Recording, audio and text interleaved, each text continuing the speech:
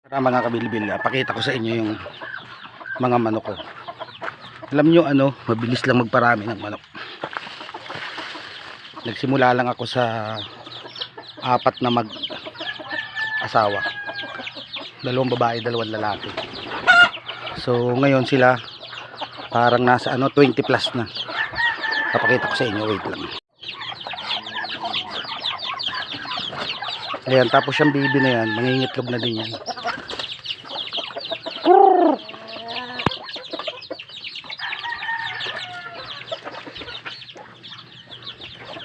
Yan guys, nasa pa lang yan, parang 2 months pa lang ako nagmamanok. Yan. Meron niyang native, tapos meron ako dyang parang mga saso yata yung iba niyan. Meron pa dito. Yan. Tapos yun, nangingitlog na nga yung 2 ko na naman. Ayan, tapos may isa pa dito. Ilan itlog nito? Ilan? 4. Ayan. Mabilis lang guys, mag-alaga ng native at mabilis din silang dumami. Mabilis silang paramihin. Ayan, yung mga sisiw kong yan, 8 yan, kaya lang parang nabawasan na ng isa. Baka tinira ng mga ng uwak. Ayan. Yung isa kong manok, ang lalaki ng itlog. Saso kasi to, saso. Ayan, parang saso ito eh.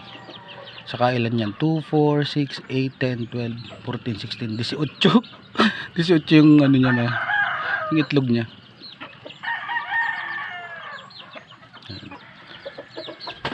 Kaya lang guys, meron ako ditong manok na ibibinta.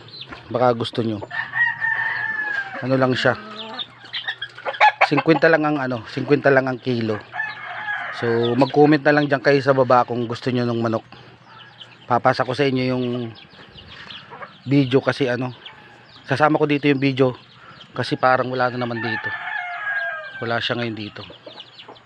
Ayun 2 months pa lang yan, nag-umpisa lang yan guys sa 4. So ngayon ang dami na. Ayan, so kung gusto nyo yung manok na ibibinta ko, 50 lang ang kilo niya. Pero isa lang yan guys. Lagi kasing wala. Hindi ko alam kung saan nanggagaling.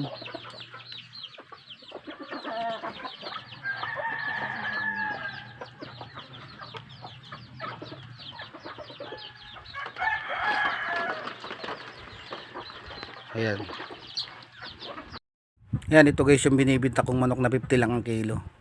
Ayan, ang issue, lagi siyang lasing. Ayan, laging wala. Pag nagbabawag ako, uuwi, lasing na. Kaya sa mga interesado guys, mag-comment lang kayo dyan. Mura lang yan, 50 lang ang kilo guys. Let's go.